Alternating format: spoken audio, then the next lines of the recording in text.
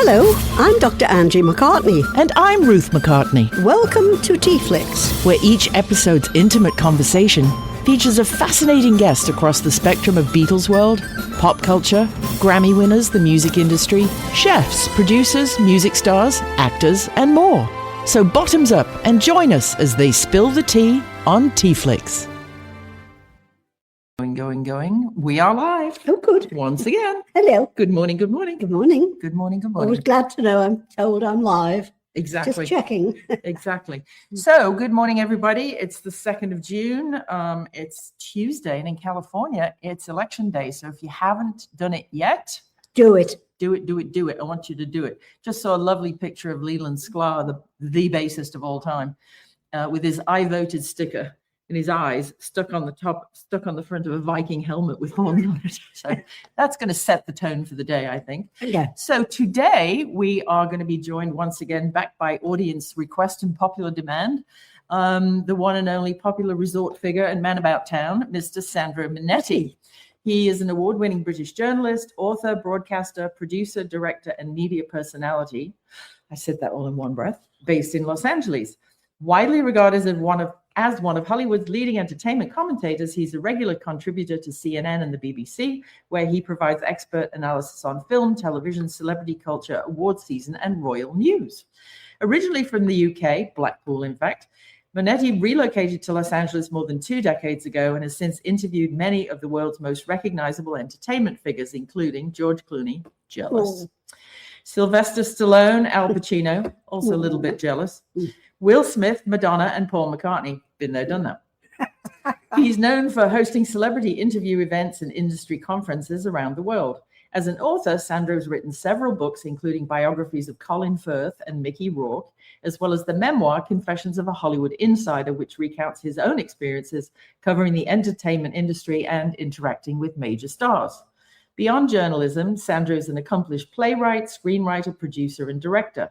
His stage productions have appeared internationally, including runs in London's West End and off-Broadway in New York. His acclaimed play, Marilyn and Sinatra, explores the little-known relationship between the two, and he also wrote and directed the Oscar-qualified documentary Tech to the Future.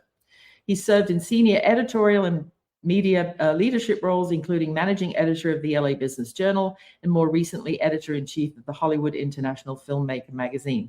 He's also involved in media consulting, audiobook narration, film development, charities, and all kinds of stuff. He remains one of the most visible British voices covering Hollywood from Los Angeles. Yay! Combining journalism, broadcasting, publishing, live events, and film production into a fabulous career spanning more than 3 decades, which is tough because he's only 26. I know. He's also an ambassador for his hometown of Blackpool, Lancashire, and we'll ask him about the 4,000 holes, I guess. And they are bidding to be UK's capital of culture. So once again, one of our favorite people in all of the world. Please welcome Sandro Monetti. Welcome. Hello, Sandro. Hello to the dynamic duo, the Batman and Robin of podcasting. How are you? Which is which? I like your shirt, your jacket. The stars are out in Los Angeles today, Angie. They are. You see, Batman and Robin's an upgrade for us. Martin usually just calls us 2 fat ladies. So there's always superheroes to be. Yes. Exactly. So I'm going to start out with, the obvious fangirl questions. You've interviewed hundreds of Hollywood's biggest stars over the years. Looking back over the more recent past, which celebrity interview surprised you the most, and what's the backstory? The one that probably surprised me the most is when I met my childhood hero, Sylvester Stallone. I say surprised because they always say you should never meet your heroes. And in my expectation, you tend to build them up so much in your mind that it can never live up to expectations. Stallone, I interviewed on stage in Manchester in front of 7,000 fans in a sort of theatrical interview event, which was great. And he was everything I hoped he would be. He even spoke in that same voice. Hello, Sandro, how are you doing? It was absolutely wonderful. Rocky and Rambo come to life. So after that experience, I do say to everybody, if you get the chance, do meet your heroes. They can sometimes surprise you by being every bit as lovely as you would expect. Oh, He was actually spoke at, she'll be a guest in a few weeks, actually, Ricky Kleeman. She is a former CBS legal analyst and author. She was married to Bill Bratton, the LAPD chief. And at her book launch, Sylvester Stallone came and spoke, and we were all straining our ears because honestly, it sounded like he was trying to eat mozzarella through a sock. He was sweet and charming, but I was like, huh? oh, Do it again. you walk. You walk, exactly. But no, lovely man. Shorter than I expected, but lovely. Yeah. Now, what am I going to ask you? Okay, you continue to cover major and red carpet events around the world. What changes have you seen in Hollywood and celebrity culture with the rise of social media and the streaming platforms? How has it changed? The rise of the influencer has changed everything. We saw a perfect example of it at the recent Cannes Film Festival, which was partly sponsored by Meta. And then so instead of all the regular sort of film journalists and critics you're used to seeing there, you suddenly get a whole new crowd of influencers who, not being trained in journalism and not being around the industry so much, sort of let the side down a bit, I think, and so I think that journalism is a profession more under threat than it ever has been before for various reasons. But there always should be a quality of excellence to it. In fact, that's why I'm on the board now of the Los Angeles Press Club, which for over 100 years now has championed excellence in journalism in Los Angeles. But I do notice that in Cannes, on Hollywood red carpets, on junkets, the chase of the click rather than the chase of the quality, has really led to a big change in the industry. I'm not saying it's a bad thing, but it probably is. Yeah, it's a shame, isn't it, when you think about they're just about quantity over quality. Really, is what you're talking about, isn't it? Yes, there is no excuse for an uninformed interview, a bad interview, or not doing your research. But I see that sort of creeping in.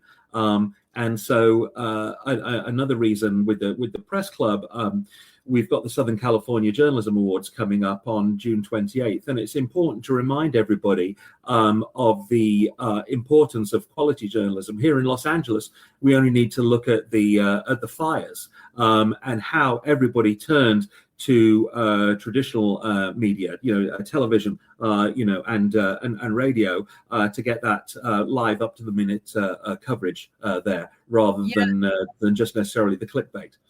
Well, with the clickbait, first of all, there's a lot of speculation and uninformedness, as you were saying. And nowadays, you can't trust your own eyes because of all this AI slop people are putting out. I mean, at the press club, how do you combat that? You can't stop it, but how do you put your foot down and say, nope, that's AI, that's crap, that's nonsense?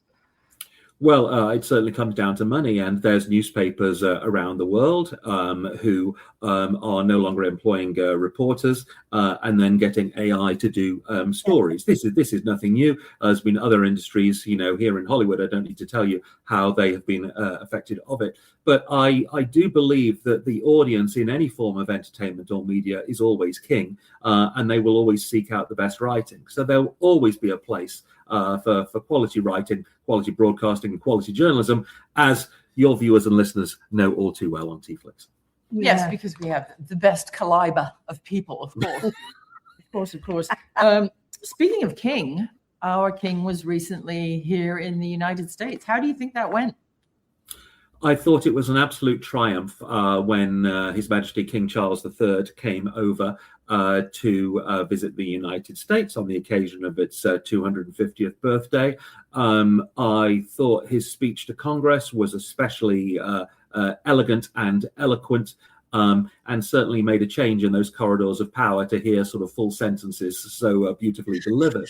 I do think that up until that point, King Charles's reign had been defined by problems with Prince Harry and the Prince Andrew scandal.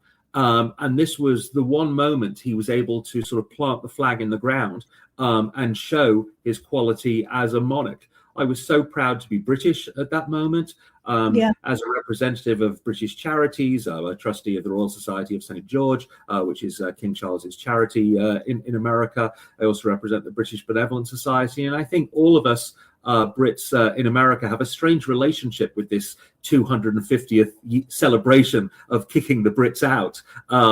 And I thought the way Charles came in and handled it, saying that, especially on the wake of sort of no kings protests, that there are still some kings welcome in the United States. And it was beautiful and a triumph and a very proud moment. Yeah, I agree with you. I think he did really well. Tell Sandro the story about how you got these letters from the Queen. Speaking of the King, Angela's got a pen pal called Queen Camilla, believe it or not. Pen pal. So tell us. What did you write to her about? Well, I got wind of the fact that she has something called the Queen's Reading Room, which is a series of events that she hosts to encourage reading amongst older people and children. And I thought, well, my limerick book might fit there, where grandmothers could read to the kids. And my limerick book has also got QR codes in and so forth. So I wrote to this secretary girl of the Queen's Reading Room and said, may I submit a book? And she said, yes, and showed me how to address it properly.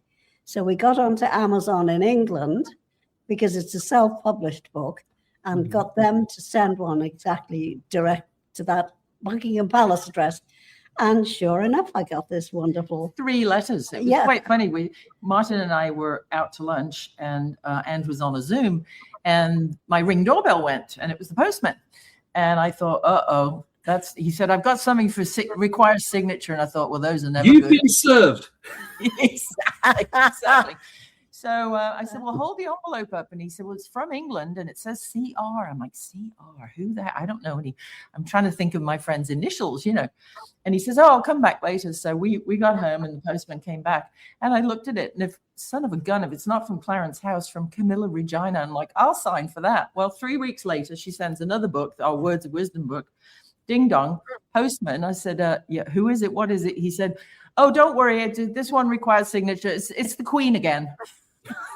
I love it. So he goes around Playa del Rey telling everyone the Queen's her pen pal. I'm so happy to hear that, and Queen Camilla has been very supportive of my endeavours as well. Last year, I produced an Oscar qualified short film called Key of Genius, which is the inspiring true story of Camilla's blind and autistic nephew, Derek, who has the amazing gift to hear any piece of music and immediately play it perfectly on the piano. And now he is one of Britain's foremost concert pianists. And so, yes, it was great to get her support with the Key of Genius film. And earlier this year, Derek headlined a concert of disabled musicians at the Palace, attended by Camilla. So, yes, she's very supportive of arts and literary efforts. So, so if you've got one there, write to Camilla. You never know. She became. I told our director Daniel Persitz, to email her, and they were email buddies in no time at all. So yes, if you're doing anything that makes Britain proud, reach out to the Palace and tell them. Yeah, it's not as difficult as you think, right? Yeah. They have Instagram channels and Facebook pages where you can send them a message and they'll tell you which particular office or address to send something to. You won't always get a letter back signed by the Queen or the King, but you will get something from a lady in waiting or a lord in waiting. What do they call male ladies in waiting? David. Nigel, yes. Nigel, yes. But a lot of people sort of disparage the monarchy and say, oh, it's time to get rid of it. Why do we still have it? But I am firmly in the pro-royal camp. Not necessarily a fan of every royal, but the institution itself I think is great. And the example you've just given of the sort of back and forth there and the support is just a wonderful reason for them to exist, I think. That's right. I agree. Yeah. And, you know, who else, what other country can boast a king that speaks Welsh? Very few. There's that. So, yes, certainly not Denmark. Yeah. So bringing it back to Hollywood for a minute. Yeah. Yeah, I know. Here. I think I've already asked him this question. I've got some notes here. No. Okay. So you've interviewed everybody from Oscar winners to music legends. Is there someone you still dream on your is on your to-do list, your interview list, you'd love to have? Who is it? Go on. Yes, well, in my autobiography, Confessions of a Hollywood Insider, it's structured. It's about the 100 biggest stars in the world, all of whom I've met. Well, actually, there's 99. Because there's one I still haven't met and long to do so. And that is, to my mind, the greatest living American, Taylor Swift. I really admire everything that she's done with her career. I think she's a fantastic role model. I'm not quite sure why, but hopefully our paths will cross one day soon, and I can go from 99 to 100, and that way I can say, I've met everybody. Yeah. That's a very surprising. I mean, not because she isn't great. I think she has done so much for and awareness for young artists of owning your own publishing rights and keeping your masters and neighboring rights and, you know, all of that stuff. She's our friend Paul Moody saying, whoa, I did not peg Sandro Monetti for a Swiftie. Absolutely. I admire quality and talent. She's got it in spades. She is the most successful music artist since the Beatles. You know, and Paul McCartney and many others have lauded her for that fact. I love the way she carries herself. And so, yes, I'm a huge fan. And I've seen the Eras tour 3 times. Oh, wow. Have you really? You went live to 3 live shows? Once, and then watched it on TV a couple of times as well. I think she's a fantastic performer, a great talent, and someone a lot of people can learn from. And it's interesting, you know, she's at a point now in her career where, well, I'll give you a bit of a scoop here. You know, Hollywood desperately, you know, needing sort of bums on seats in cinemas, are trying to make Taylor Swift a movie star. And are throwing various offers at her. One of which I understand is a remake of The Bodyguard, where she would play the Whitney Houston part, with Oscar winner Michael B. Jordan, you know, tapped to play her bodyguard. So that's one thing she's considering. But it's interesting for a lot of performers who are successful in music. She's dipped her toe in acting, not to any sort of great success so far. But as the next stage of her career sort of comes about, you know, I wonder, you know, if we'll see her on the big screen as well. She's very prolific, very hardworking, and so how she was able to market her era's movies so well and fill cinemas with a concert film. What would they do with an actual film with Taylor Swift's name above the title? Yes. So that's an interesting thing to watch in the next year or two. We should start a movement, shouldn't we? Absolutely. Taylor for Hollywood, Taylor for Oscar. I mean, I think, you know, when you look at her ability of songwriting and lyrics, and when you see her music videos, she understands fantasy and role play and all of those things. I think with just a little bit of the right training from, you know, some of Hollywood's finest acting coaches, she could nail that. Oh, yes. She also understands the audience. I said earlier in the interview, everything in entertainment, you know, is about the audience and making them feel. Even though she's up on this pedestal as a huge superstar, the lyrics in her songs do relate to the majority of the audience, and that gives people an ownership and a kinship, and that's very important in show business. Yeah, I've seen her on Graham Norton a few times, and she conducts herself excellently on camera. Yeah. She and Graham seem to have a good rapport, you know. Well, and I think back to the point Sandra made about the lyrics. When 1,000 years ago, when I was writing lyrics, I would always take cues from, of course, the Beatles. I Want to Hold Your Hand. That applies to everybody. One of the greatest songs to me, or lyrics to me, is In My Life. There are places I remember, right? Because everybody who closes their eyes is going to remember. You'll remember Blackpool. I'll remember Wirral, you know. And you'll remember a bomb shelter with a muddy floor. And now I remember fish and chips out of the newspaper at Blackpool when we went to the illuminations. Yeah. And I was trying to be ever so sophisticated. and I had a hat on with a little veil, and somebody offered me a cigarette. Well, I've never smoked, but I thought, oh, I'll have it. And I had in my handbag, just for effect, a cigarette holder. So I got the cigarette, had it lit, and promptly set fire to my hat. And dropped their fish and chips. And dropped the fish and chips. On the promenade. If any of your audience are unfamiliar with Blackpool, I guess some would call it the Las Vegas of England. Others might call it the Coney Island of England. But it is a historic and I would say magical coastal resort. You mentioned the Blackpool Illuminations, its famous annual light show, which celebrate their 150th anniversary in 2029. Blackpool is currently competing to be the UK's City of Culture.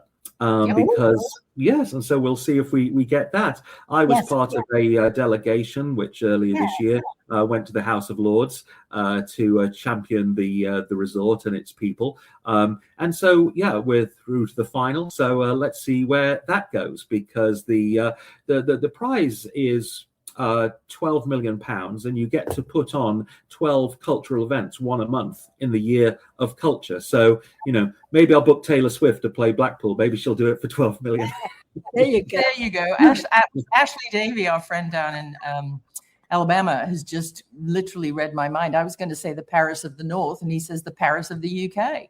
So what's the story behind the Blackpool Tower, which is like a mini me to the Eiffel Tower, isn't it? Yes, exactly. It is a replica of the Eiffel Tower, and it remains one of the UK's most popular tourist attractions. It contains within it the Tower Ballroom, the world capital of ballroom dancing, which viewers of the BBC's Strictly Come Dancing see featured every year.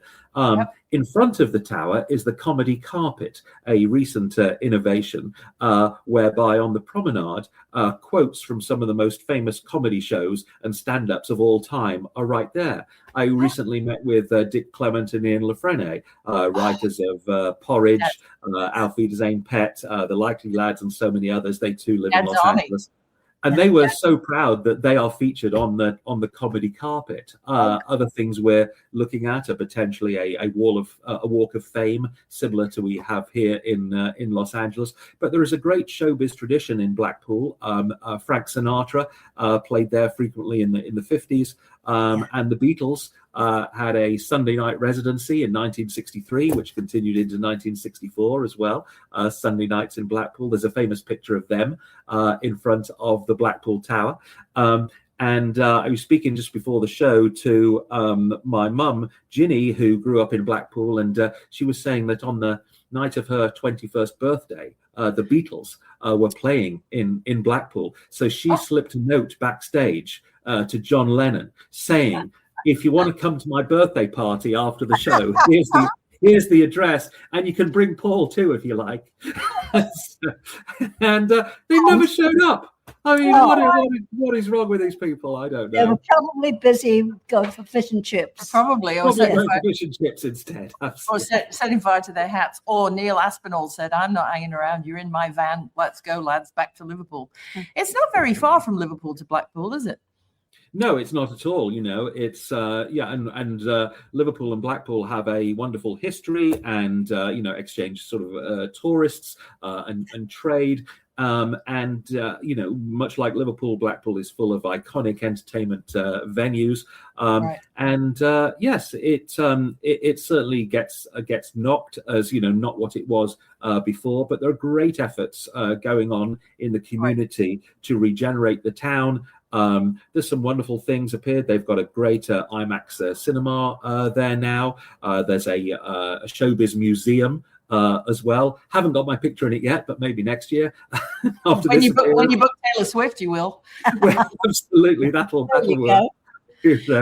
And in recent years, everyone from Britney Spears to Will Smith, has played Blackpool in concert. So it continues to be a big sort of a showbiz draw. It's where I got my love of show business from. Growing up there are so many theatres in Blackpool, so I was spoiled by the summer season shows, seeing the best of entertainment. So for me, there is really no difference between Brad Pitt, George Clooney, and Jennifer Aniston than the Grumbleweeds, Cannon and Ball, and Wee Jimmy Cranky. It's all great entertainers. Wanted to say Cannon and Ball, they were dear friends of ours many moons ago when they used to play like the Floral Pavilion or the Shakespeare, and they couldn't afford a lodging house. We had a guest room, and they used to come and stay with us in Wirral and Heswell. And sometimes they'd say, "Oh, do you want to come to show tonight in Blackpool, love?" And we'd go up to Blackpool and see them. And Bobby Ball, I remember him saying, "I've got a nice bottle of sherry here for your mum." Sherry. Bottle of sherry. Right, mate. Put it on top shelf so neighbours don't nick it. It's special. It's for your mum. As I have in recent years been producing my own stage shows, all of this is knowledge. How Cannon and Ball were able to move an audience, how all these great performers were as well.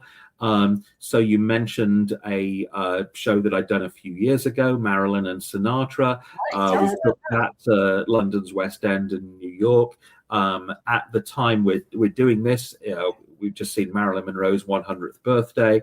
So what I wanted to do there was basically illuminate a part of her life that many people didn't know, but which I didn't know about, which was her on-off love affair with Frank Sinatra over many years. If you're interested in that, you could listen to the audio version on Audible and bigfinish.com of Marilyn and Sinatra, because after the show we recorded an audio version, so that would live on. And in recent years, I've really understood the power of nostalgia. So a show I've been doing for 4 years now is called Die Hard Xmas, which is a stage parody version wrapped in Christmas songs of the movie Die Hard. Because that was going to be one of my questions: is how on earth did that brilliant brain of yours put Die Hard with Christmas? But we're about to find out now. I got invited for about the 30th year in a row to opening night of a production of Charles Dickens' A Christmas Carol. And I thought, oh, for goodness sake, there's got to be another traditional Christmas show than A Christmas Carol. And there really wasn't. So I thought, okay, let me create one. And so that's how Die Hard came about, because it is a Christmas movie. I will take no argument in that.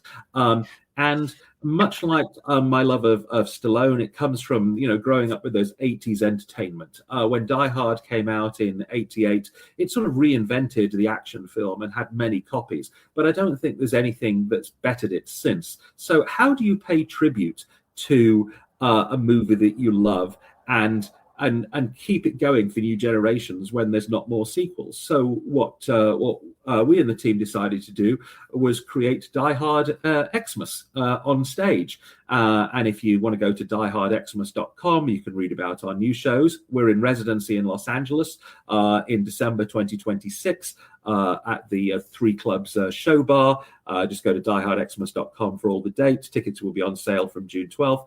And the idea is I've decided to give people more than just a show this year. We want to give them a whole Christmas party, a Nakatomi Christmas party. So as well as the show, we'll be having ugly Christmas jumper contests. We'll be having Christmas sing-along karaoke, because I've noticed these last few years doing the show in London, New York, and in LA, there's a real party atmosphere to it. People come dressed as their favorite Die Hard characters in their Now I Have a Machine Gun t-shirts. And so why not make it more than a show? And I do think this is something that will potentially live on beyond my death, much like A Christmas Carol has, So, and there's various other versions that people do of Die Hard as well. But there are singular things in entertainment that have some magic. I think everybody wants to be 15 again, and whatever you liked at that age, it really sort of powers through the rest of your life. And to see people who love the movie Die Hard or have never seen it and are introduced to it through the show, it's just a sort of gateway to let people discover this wonderful movie. How lovely. That sounds like, yes. Wonderful. Sign me up. We've got Christmas sweaters that to beat the band. Our local Elks Lodge has the ugly sweater contest. And we go mental with glue guns and glitter and googly eyes and all kinds of stuff. Ashley is asking, anyone named Roy in the show? Wait and see. Go to. I'm not going to give anything away, but yes. Basically, the John McClane character, his hero was Roy Rogers, Right. and that's where the phrase "yippee-ki-yay" comes from. And it was great. Our sponsor is the Hollywood Museum, which is just got their new Marilyn Monroe exhibit at the moment, and they also have a great Roy Rogers exhibit. And at the opening of that, I was able to meet Roy Rogers' family descendants and tell them about the Die Hard show and how, in a way, that's a tribute to keep Roy Rogers alive as well. So those of us who are dramatists inspired by the past, I think we really understand the power of history and nostalgia, and keep sort of introducing it for new generations to keep these great names alive. I think people, we're going back, we're seeing all of these retro type commercials for, Doritos and there's a whole channel on YouTube now running old mid 1970s British commercials for like Smash mashed potatoes and Cadbury's cream eggs. And I think you're absolutely right. If you can stop the clock in somebody's head, heart, and wallet from when they were 15, you've got them for life, because that they will. It's almost like a reenactment of a reunion, isn't it? I started my journalism career on Smash Hits magazine, which the music lovers in your audience will know very well. And as a kid, I used to clip out all the song lyrics from that.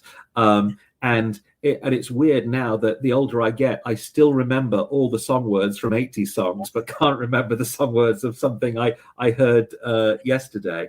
But yes, there is the nostalgia for the audience who was around then. But I think there's something happening in entertainment. If you look at the success of Stranger Things, for example, on Netflix, set in the 80s, that gives a whole new generation an introduction to that era. When they introduce songs from Kate Bush, into the show and makes them popular, we're now seeing 80s music, which, no offense, even better than 60s music, in my opinion, the greatest era ever, really sort of coming to the fore with young audiences and being listened to as much as the new stuff. And so, and I think it's because a lot of people who are now running the studios sort of came of age then, so they are willing to commission this stuff, which has 80s nostalgia in it. And so we're bringing it all back again with the old commercials, with the old music. Doesn't mean the new stuff isn't any good. I don't want to be one of those old fogies who said it's not as good as it used to be. It's just what I like at that time. No, but I see you think the 80s is the greatest musical generation. I'm a lot older, a decade older than you. And so I think, I've often said on this show, I think the 70s to me was the greatest. You had all the singer-songwriters, James Taylor, Linda Ronstadt, the Eagles, America, blah, blah, blah, blah, blah. But I get where you're coming from. And, if you asked Anne the same question, you'd probably say Frank Sinatra, Glenn Miller. Yeah, absolutely. In that era. And that was when she was 15. So I think you've hit on something. I remember one of your previous guests saying on this very show that John Lennon was into disco, which really took me as a surprise that he would be dancing around to the Bee Gees. But yes, so if I could be a Taylor Swift fan, John Lennon could be a Bee Gees a disco fan. There's something out there for everyone. And it's nostalgia to us, but it's always new to the next generation. So it's great to keep passing this along and send the elevator back up. So speaking of older music, Diana's saying here, she adores Jethro Tull, and somebody earlier said both Jethro Tull and Graham Nash are from Blackpool, aren't they? Yes, I mean, Blackpool is just a hotbed of creativity. There are so many people, and at the House of Lords events and other get-togethers, it's just that love of showbiz which infuses it so much. I remember speaking to Jenna Coleman, who was in Doctor Who, and Victoria as well. She went to the same school as me. Arnold. I'm now deputy chair of the Old Arnoldians, by the way, my old school. And all of us, say we were so shaped by that town in the way that you were by Liverpool, and in the way that everyone in your audience was, like it or not, whether they wanted to run away from it or stay in it, shaped by their environment. And it really shapes our worldview. Rudyard Kipling said, "Show me the child at 7 and I'll show you the man." And I think there's a lot of truth in that as well, because our early influences definitely dictate what we like and what we become. Yeah, no, I agree. Do you think that these northern towns with, the bedroom communities and then the very small downtown centre like Liverpool, like Blackpool, do you think there is more determination amongst the artistic communities in those towns to do well and make a bigger noise than, we are trying to be London, or we're trying to be Hollywood, or we're trying, do you think it gives them more impetus because they're from a smaller place than if you just grew up in, Beverly Hills or London? It's a question I've been thinking about a lot lately, because here in Los Angeles, there's been lots of talk about Nepo babies and how it's much easier to break into show business. If you come from a famous family name. I'm speaking to two Nepos right here, of course, so interested to get your opinion on that. But that never wait, I'll push my glasses up, would you? But the history of music and entertainment especially music, will tell you that those that come from more deprived backgrounds have tended to be more successful in music.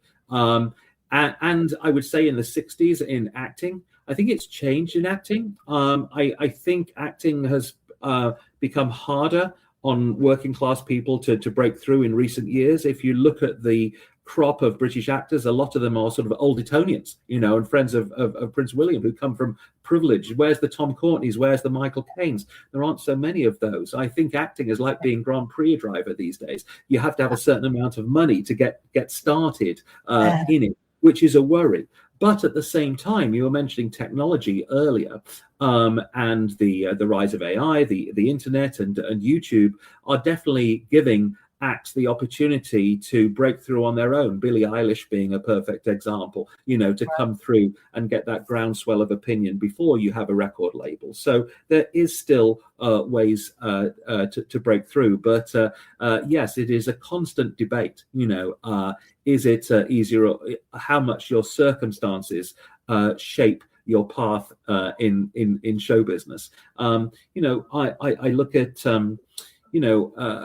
Steven Spielberg, has several kids, and none of them have yet broken through to his level of success. That's just sort of one example. But I know his daughter, Destry, is a very talented filmmaker and is trying. So that must be a hard sort of name to overcome, or maybe it's a benefit. We'll find out. As an interviewer, I've met so many people, the Sheens, the Sutherlands, all these that come from dynasties. There's Maya Hawke now, Ethan Hawke's daughter, of course. So a lot of them sort of breaking through. I do have faith that talent will always find a way. But at the same time, some of the most talented people I encounter are not in movies. They're in small fringe theatre shows, and I try and hire those and encourage them as much as possible, to give them that step up and that break, because talent is very much like football. Many people can put the ball in the goal. You just need someone to pass it to you. So all of us who have those hiring opportunities, should look to pass the ball to someone who can really score. Yeah, no, I think I've always thought that that's one of my favorite qualities about you, is that you're so generous with all the success that you've had. You're still willing to sort of, reach back or pop a couple of steps down the ladder and bring somebody up the rung, because it is so hard. I mean, one of our friends in Hollywood, a beautiful young man from Argentina, Gaston Brouet, is a brilliant trilingual actor. Can't get an agent because his father or his uncle isn't somebody. It's absolutely impossible. I know the struggle. For 10 years I was involved with BAFTA's New Talent program, and now I'm LA ambassador for the British Benevolent Society, which since the 19th century has looked after British people in times of crisis here in California. And yeah, I think as Brits, our real superpower is kindness. I think it's embedded in so many of us. And if we can sort of never forget that and always remember to look out for others wherever we're living in the world, times can be tough. But if you show kindness to a neighbor, a friend, or give someone an opportunity or even a smile, it's going to make your life better by extension. Well, I had a conversation, not on this show, offline, about island people who come from a country that's surrounded by water where you can't just get in a car and drive to somewhere else.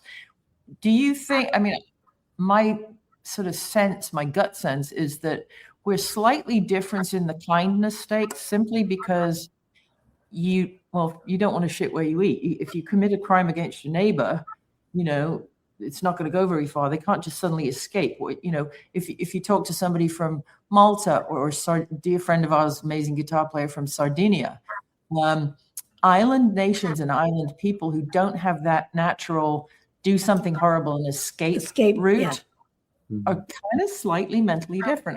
I don't know if that's ever come up in conversation with you and your British friends, but what do you think about that crazy posit? It's certainly true. And a lot of British celebrities who have left the island of Great Britain and made it over here and been very successful, three of them have used the same phrase to me. Money doesn't buy you happiness, it buys you space away from people who make you unhappy. And I thought that was very interesting as well. So you can put that kind of distance in. So that's the best way I can reflect on that question. Yeah, no, I think it's probably, it's probably true that we all just want to be kind. I think but there are a lot of people, especially now in the world, there's division, there's stress, there's all kinds of crap going on, but there is entertainment. And you said a great line, and I'll go back and watch it and write it down, about successes like football. You can put the goal in, but somebody has to pass it to you. Yeah. I think that's what in recent years, I've become an executive producer of short films. I don't need to be in them. I don't need to write and direct them. But one advantage you have as an executive producer is you can put talented people together, or you can use your publicity skill to showcase those people. And so we have a new one coming out later this year called The Intimacy Coordinator. And that is written, directed, and starring Louisa Connolly Burnham, who I've identified as one of these future stars. I think she's the next Emily Blunt, Meryl Streep, Renée Zellweger. I think she's that kind of level, and being British. And so her story, The Intimacy Coordinator, is about an intimacy coordinator on movie sets who has a secret. She's secretly a sex addict. And what would that be like? She's enjoying that job a bit too much. Can I audition, please? Roles already cast. Sorry. Yes, we did have an actual intimacy coordinator on the set to make sure everything was fine. But we were talking about entertainment before. It's cyclical. Right. There's not been any Westerns for a long time. But, I look at an era like the early 90s. We had movies like Basic Instinct. There's been no erotic thrillers like that for quite some time.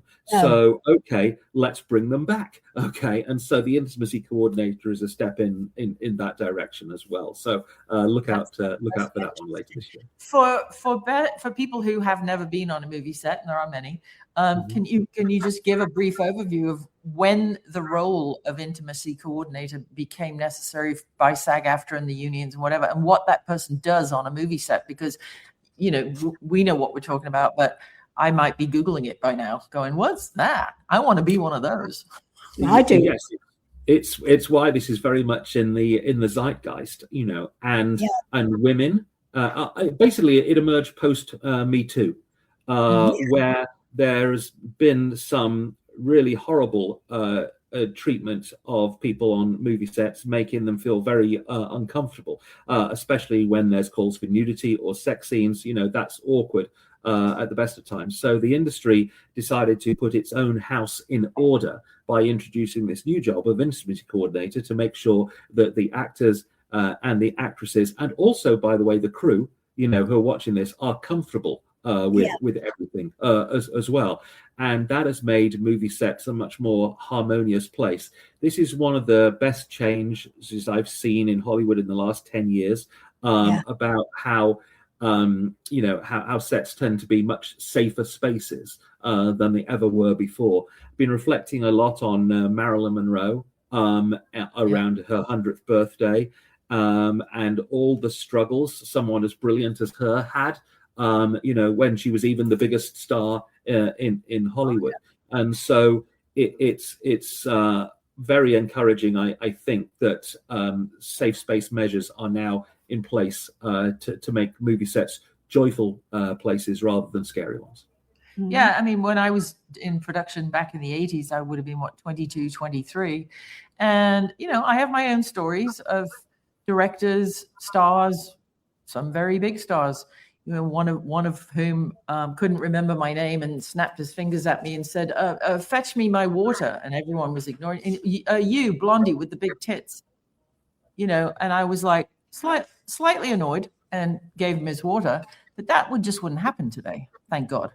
Thank goodness, indeed. And thank goodness the industry has woken up about time. As have, I mean, that's the wider thing happening in society as well. That hopefully all workspaces become safer going forward. Well, it's just about a matter of human respect, isn't it? It's about respect and permission and space, and it doesn't need to go over the top. It doesn't, everybody doesn't have to sign a release to sit next to each other at lunch. But I'm so glad to see that it's happening, and I love the fact that you're making a film about it. I would love to know more about your lead actress, and whenever she's ready, if appropriate, we'd love to have her on the show. Great. Goodness. Just follow the Intimacy Coordinator Film on Instagram, or at Sandro Monetti on Insta and all socials, and you'll find more information. There's also an event coming up. I mentioned before the British Benevolent Society. So the World Cup is on the horizon as we speak. And all of us who are football mad are, excited to see England's opening game against Croatia on June the 17th. And so I'm not one that sort of likes to go in a pub and watch an important football match like that. It's just not my style. But I don't like to watch them on their own either. So yeah, we've come up with an event at the Chestnut Club in Santa Monica, a nice elegant space, sort of limited numbers, and so we're doing that on June the 17th, and each ticket gets you a drink and a donation to the British Benevolent Society, so we can all look after each other. So I'll be hosting that and saying, come on England, are we going to win it, do you think? Against Croatia? Yeah. There's a good chance, but Croatia are pretty strong. They're pretty good. Martin is a huge soccer fan, and that was actually Angie's next question. That's about FIFA. My question was, what are you most looking forward to? What do you think about the ticket prices and the parking prices even? So, I have an insight on this because I'm lucky enough to be one of the many owners of Orange County Soccer Club. Which plays in a league called the USL. They play in Irvine, and we're very honoured that the US national team is using Orange County Stadium as their training base throughout the whole World Cup. So we must have really good facilities if they're good enough for the World Cup team. I love the World Cup. I've been to most of them in my life. I'm priced out of this one.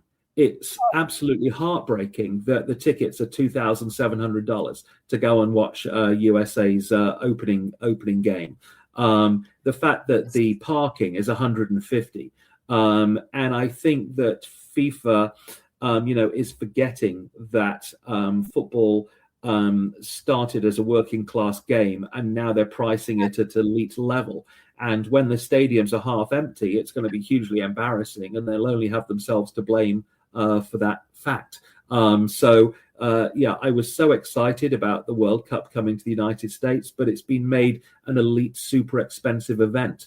Just like a lot of concert ticket prices have gone ridiculously through the roof in recent years, now it's happening to sports as well. When is it going to stop? FIFA is making so much money from sponsorship and TV rights. They don't need to have the ticket prices this high. It'll hurt the atmosphere in the stadiums as well, because if you just get soccer tourists and the super rich, what they call in England the prawn sandwich brigade, they are not going to give the games.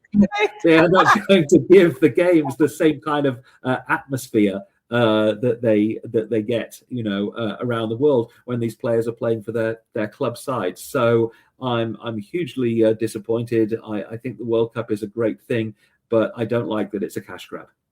Well, we have a lot of clients in Houston, restaurants and chefs, Michelin star, James Beard people, and what have you. And the local FWC 2026 committees had committed a long time ago to private dining rooms and catering and events and this and that and the other for, the teams and the mucky mucks and what have you. And most of those are getting canceled now because FIFA's like, oh, well, we're not paying for all these entertaining the teams and the physios and the managers and this, that, the other. They had booked out a room at these fabulous restaurants, and FIFA's refusing. They're canceling these events now because we're not selling tickets. They're whining. Well, why do you think that might be, FIFA? Duh. It's such a short-sighted opportunity because football/soccer is very much on the rise in the United States. It is now the third most popular sport in America, having overtaken baseball in terms of attendances and participation. And so with the World Cup in America's backyard, it's got an attempt to maybe overtake basketball and come close to American football, the number one. But this is a bit of an own goal, to use football terms. So instead of making it a tournament for all the people, so in the long run, this game can be as big in the United States as it is everywhere else in the world, a number one sport. It instead has been all about the money, which too many things are in entertainment these days. I agree. And, the other thing, too, is that we learned from the Concierge Association, again in Houston, that 3-4 years ago, FIFA blocked a bunch of hotel rooms. And they've sort of priced them. You can buy the packages on the FIFA website and what have you. They've now just, 10, 11 days out, they've realized that people aren't coming. There are certain countries that can't get visas. There are people from Ebola countries that are going to be forced through 3 different airports and then have to fly back to wherever it was they wanted to go. And FIFA have just released a bunch of hotel rooms back to Expedia and Hilton and, all the big brands. And they can't sell them even at their $149 price because there's no market for them because the tickets are so expensive. So it trickles down to, my clients, the restaurants, the chefs, the servers, the valet parks, the hotel people. I mean, it's just crazy. My highlight every summer is to go to San Diego and attend Comic-Con International, the world's biggest pop culture event for total nerds like me. It is priced well. Even though the hotels are too expensive, but the event tickets are priced pretty well. It brings in so much money to the local community with surrounding restaurants as well, and all the activity. I'll be there again this year, hosting the Doctor Who panel on July 23rd, and I'll also be hosting Doctor Who trivia at the Shakespeare Pub San Diego that same night. And my point is that this is an international gathering where people come from all over the world to California. It's joyous. It's so well run. It's affordable. It's well done. Why are the World Cup organizers not learning from things like this? We're just days away from the start of the tournament. And they've messed it up badly. And for someone who loves football as much as I do, this is a huge disappointment, But maybe they'll drop all the prices to $10 because this happened at the World Club Cup a year ago where they priced it out. All the stadiums were empty. And then so suddenly you could get in on last minute tickets. And that's the hope for many of us in Los Angeles and around the country. Yeah, Martin, we live in right at the end of the runway. Where we live, Playa del Rey. And so SoFi Stadium is literally on Manchester. It's a 4.5-mile shot. So Martin and our neighbor next door went to see an NFL game there. I dropped them off. And coming out, he's like, oh, we'll just grab an Uber or something coming out. So for 4.5, this is just, it wasn't even in the semifinals. But again, talking about trickle down, they came out and they said, gave him the address and the zip code. And it was literally under 5 miles. And the guy said $1,000 for an Uber. Yes, I'm so glad you brought that up because last summer I went to see the Oasis concert in Los Angeles, and when we left there, the Ubers were $300 was the cheapest one you could get just to go a few miles. And this is really affecting concerts and events. So the money around it. I mean, the World Cup final is going to be in New Jersey, and so the train tickets from Manhattan to New Jersey are $150, which is ridiculously massively increased than the normal. And so greed is bad, and there's just so much of it around. This should be a celebration of the beautiful game. It's turned into an ugly tournament. Yeah, no, on that particular night, I was texting with Martin and Jay, our lovely neighbor, and I said, if you walk, go out, walk 1 block north. Well, they'd had a couple of beers, so they didn't know which way north was, but I told them the name of the street and what to look for on Google Maps. And I directed them to the 115 bus. I said, just get on the bus, buy a Metro pass or pay cash or, do whatever. And the lovely bus driver lady just said to them, she said, oh, look, I see this every time there's a game at SoFi. Don't worry about it. Just promise me you'll buy a Metro pass sometime in the future for a guest or whatever. It's too much of a hassle. Just, I'll give you a free bus ride home. And they were literally dropped at the end of the street. I mean, it's just, $1,000 for an Uber to go 5 miles. This stuff Los Angeles is going to host the Olympics in 2028. God help us all. Exactly. I don't see any lessons being learned. Is it going to be any different then? And yeah, this is your showcase to the world. Yes. So the narrative needs to be Los Angeles is a city of dreams. It's magical. Everyone can have a gold medal experience. But no, only if you've got a gold card, you can have a gold medal experience, because, it's going tough on the rest of you. It's so wrong. It truly is. So Angela's a sort of a fantasy question here. Yes. So. Oh, good. Here we go. You spent recent years interviewing famous people. If you could invite any 3 celebrities from any era to join you, me, and Ruth for an afternoon tea, who would they be? And what would you ask them first? Table for 6. Table for 6. 3 are seated. Audrey Hepburn, Winston Churchill, and David Beckham. Nice. I think that would be the ultimate dinner party. With Winston Churchill, I'd have the ultimate drinking party. Yes. Yes. Boy. Well, you two would be under the table, leaving the other 4 of us to speak, I guess. Yeah. And if anyone couldn't make it, I'd get Taylor Swift along, because I've not met her. Yes. There you go. that would be good. Wow. What an interesting That was crowd. a very quick answer, too. That was Thought about that a lot. Yeah, I can tell for a split second. So tell people where they can find you and all of your information. It has been scrolling across the bottom for the last better part of an hour. So if you're watching this back, or if you watch it on YouTube, also please subscribe. It costs nothing. It helps our lovely guests and it helps the viewer numbers. So tell people, the short-term stuff you've got coming up, where they can find you, follow you, and join your fan club. Please get in touch if you've been inspired or moved by anything you've heard today. You can find me on Facebook, Twitter, and Instagram at Sandro Monetti on all platforms. If you're interested in our stage show coming to Los Angeles this Christmas, diehardxmas.com is where you go for that.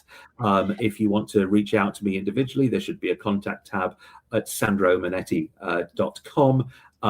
Look out for the Intimacy Coordinator. Look out for the British Benevolent Society of California, Royal Society of St. George, Hollywood Museum. You can find all of it at Sandro Monetti. Thank you so much. And thank you so much for your support of this show with the dynamic duo. They really are the queens of broadcasting. I've learned so much watching this show over the years. Never stop learning. And there's so much great advice I've got from the guests, which sustains me and entertains me. And thank you, viewer, for the privilege of your company today. I don't think you're getting away without a limerick. No, you're not. Oh, great. Sit, stay. Sit and stay. So Okay, fine. if you're sitting comfortably, then we'll begin. Okay, fine. Okay, you want to count it off, Madame? Yes, 1, 2, 3. Our Brit friend named Sandro Monetti keeps Hollywood buzzing and heady. With stars on the line and stories divine. He's a journo who's sharp, wise, and ready. Ta-da! I love it. I'll mail it to you. We will Chef's email kiss. I love that. Thank you so much. There was a young woman from Devises. No, let's not go there. Oh, no. There was a young man from Devises who had nuts of different sizes. One was so small it was no use at all, but the other won several prizes. Ta-da! Ta-da! Yeah. No. That's a famous one. Keep the party clean, children. Well, I did say nuts, not balls. Yes. You see. So, See. No, you can't say fair balls. play, because, when Queen Camilla watches it, we don't want to offend. Tug of the forelock and all that. Thank you for your time. God only knows how busy you are, but we always love having you on. Come back every 6 months and keep us updated, because you're always up to the most fabulous and benevolent stuff. We love you. We love your heart. We love everything you're doing. And thank you so much for your time today. God save the king and God save you too. Lots of love, everybody. Oh, Lots of love. See you all of a sudden. Ciao, Okay. ciao. Bye-bye.